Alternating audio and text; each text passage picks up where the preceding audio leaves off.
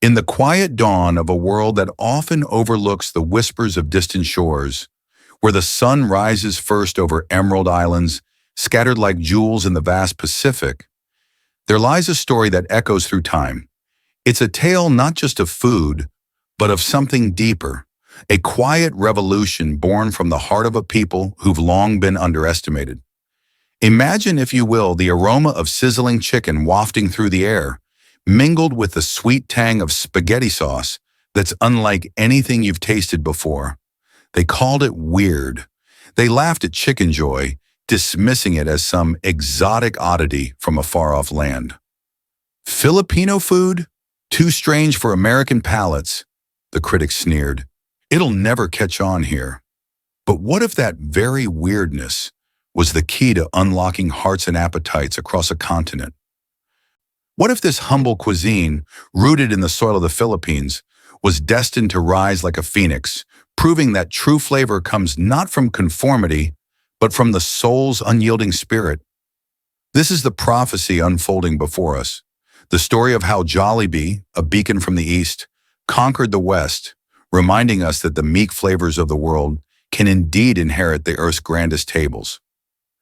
Picture the scene in the late 1970s, when Tony Tan Shaktiong, a young entrepreneur from a modest family in the Philippines, dared to dream beyond the bustling streets of Manila. He started with an ice cream parlor, but soon the scent of fried chicken and jolly spaghetti drew crowds that stretched around the block. Jollibee wasn't just a restaurant, it was a celebration of Filipino resilience.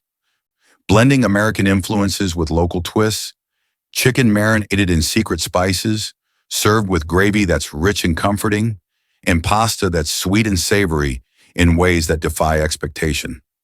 Back home, it became a symbol of joy, a place where families gathered after church, where laughter mingled with the clink of utensils. But when whispers of expansion reached American ears in the 1990s, the doubt was palpable. Experts in glossy boardrooms shook their heads. Filipino food is too niche, they said. It's weird, too sweet, too different. Americans want their burgers and fries, not this tropical mishmash. The first Jollibee outpost in Daly City, California, opened in 1998 to a chorus of skepticism. Journalists wrote it off as a cultural curiosity, predicting it would fade like so many immigrant dreams before it. How could a brand from a small archipelago challenge the giants like McDonald's or KFC? The conflict was real, a clash of worlds where the familiar battled the foreign, and the underdog seemed destined to falter. Yet as the doors swung open that fateful day, something extraordinary began to stir. Lines formed before dawn, snaking through parking lots as Filipino Americans, homesick for a taste of their roots, arrived in droves. But it wasn't just them. Curious locals wandered in, drawn by the buzz. They bit into that crispy Chickenjoy, its skin crackling with flavor, juices bursting forth in a symphony of savory delight. The spaghetti, topped with hot dogs and cheese, raised eyebrows at first, but then smiles spread. "This is weird, but good," one reviewer admitted reluctantly.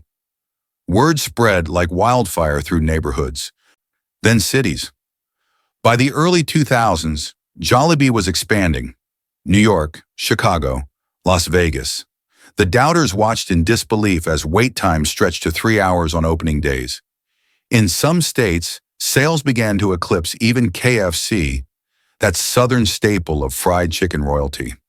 What was happening? It was more than marketing. It was a revelation. Filipino food wasn't weird. It was adaptive, a fusion born from centuries of history.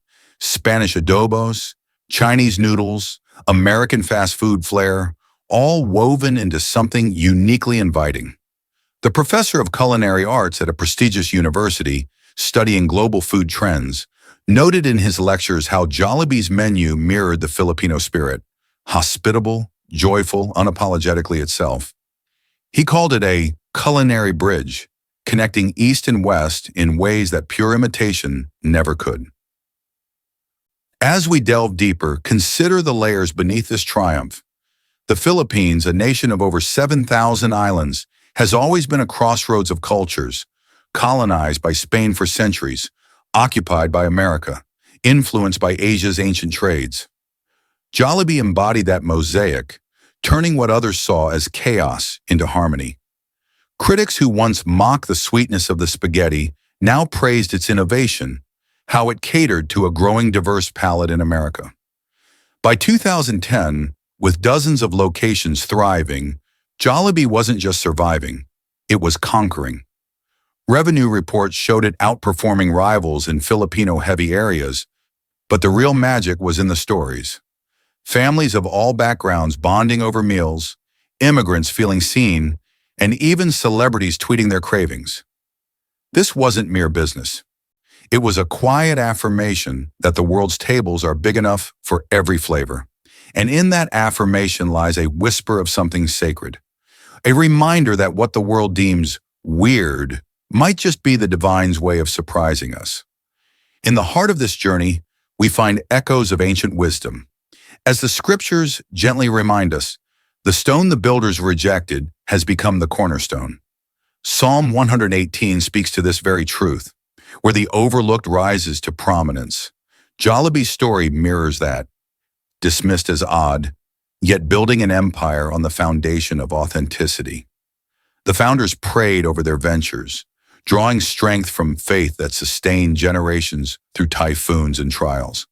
This isn't coincidence, it's providence, a testament to how humility flavors success more richly than arrogance ever could.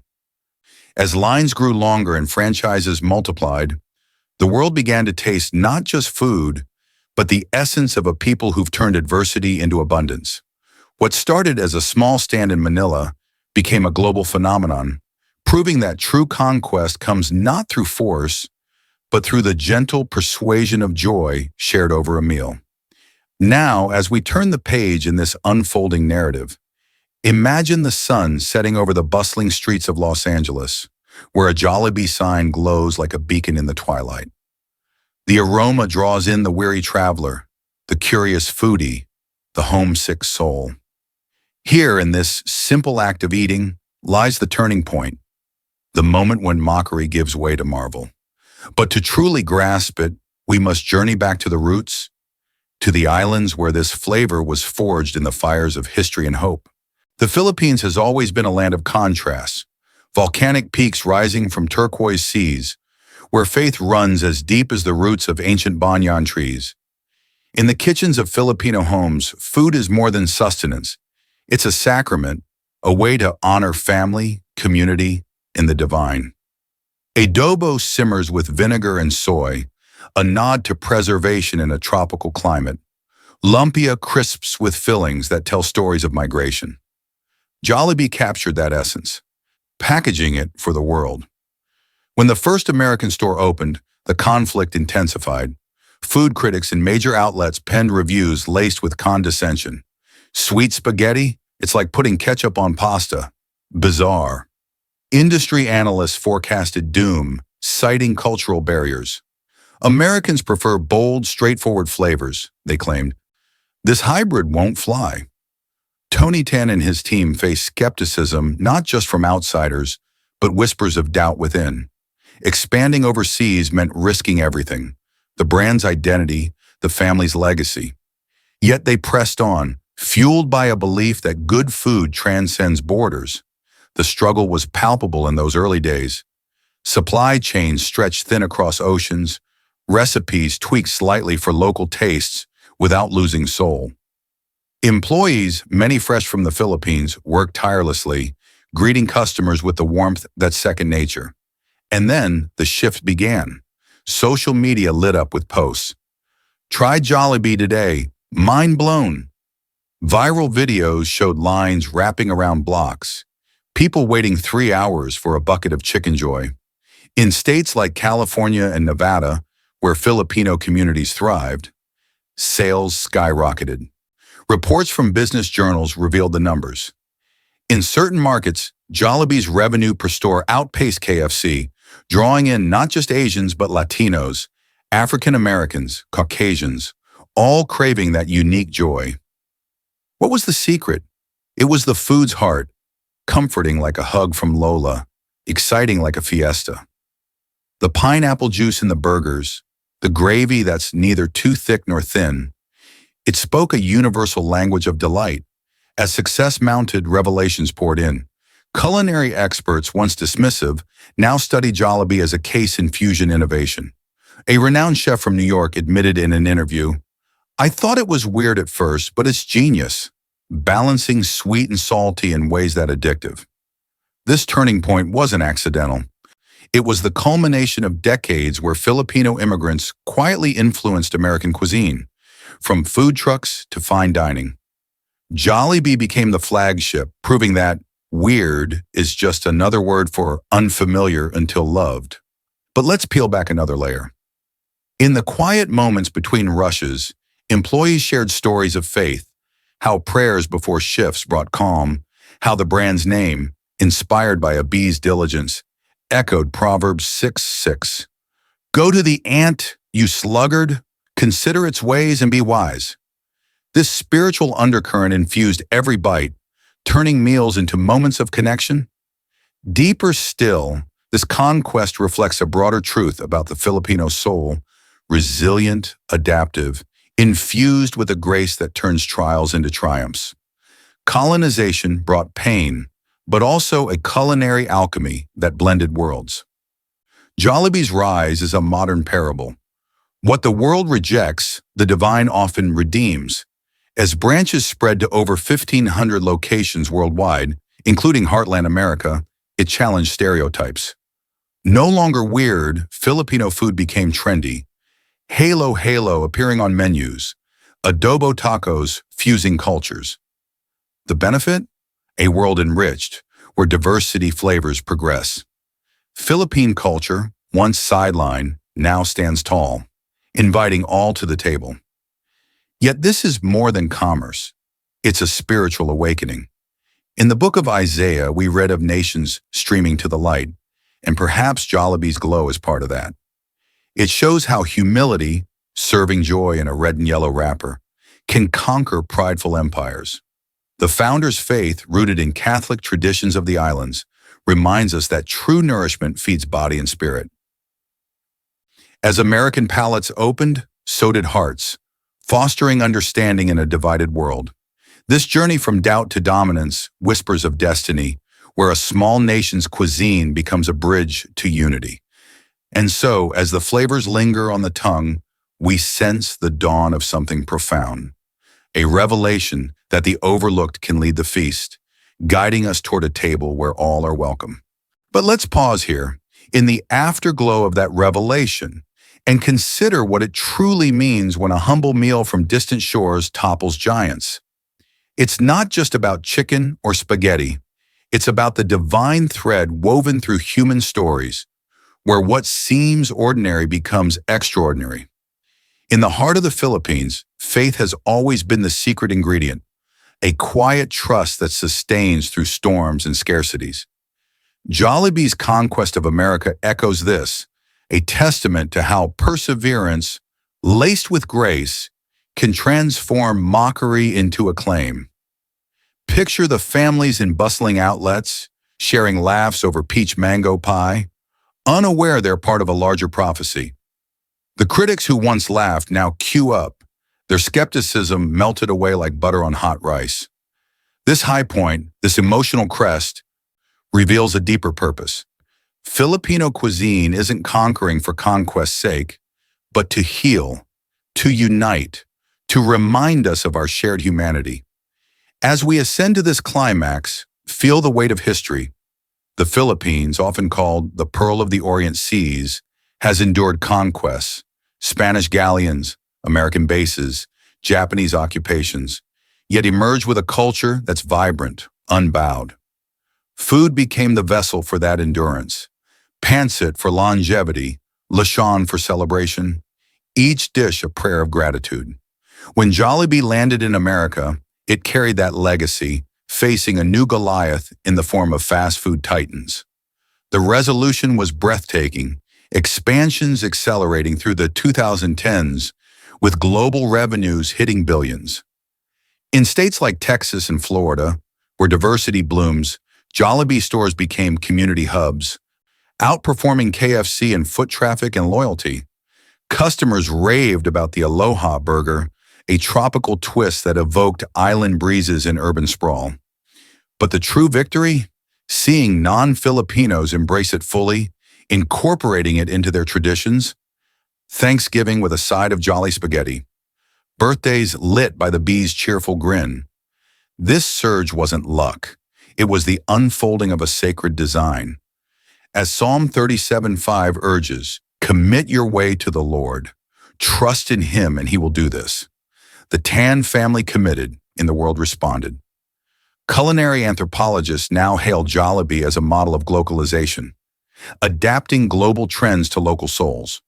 Yet spiritually, it's more, a sign that God exalts the humble. In a world chasing novelty, this food grounds us in authenticity. Its weirdness, a divine quirk that draws us closer. Imagine the immigrant worker biting into a familiar sandwich after a long day, feeling seen by the heavens. Or the American teen, discovering flavors that expand their world, planting seeds of empathy. The emotional pinnacle arrives in stories untold. During the pandemic, Jollibee's drive-thrus became lifelines, delivering comfort when isolation loomed. Lines stretched not just for food, but for a taste of normalcy, of joy unextinguished. This resilience mirrors the Filipino bayanihan spirit, communal lifting, now exported globally. As branches dot maps from Hawaii to the Midwest, the benefit crystallizes. Philippine culinary culture chin-fuck the world, fostering cross-cultural bonds. No longer peripheral, it's central, proving that true power lies in invitation, not imposition. In this exalted moment, we see the divine mission, a small nation, chosen perhaps for its faithful heart, lighting the way. Like David slinging stones at Goliath, Jollibee felled doubts with simple, soulful offerings. The scriptures affirm in Matthew 1:5, "Blessed are the meek, for they will inherit the earth." Here the meek inherit the menu, their flavors inheriting palates worldwide.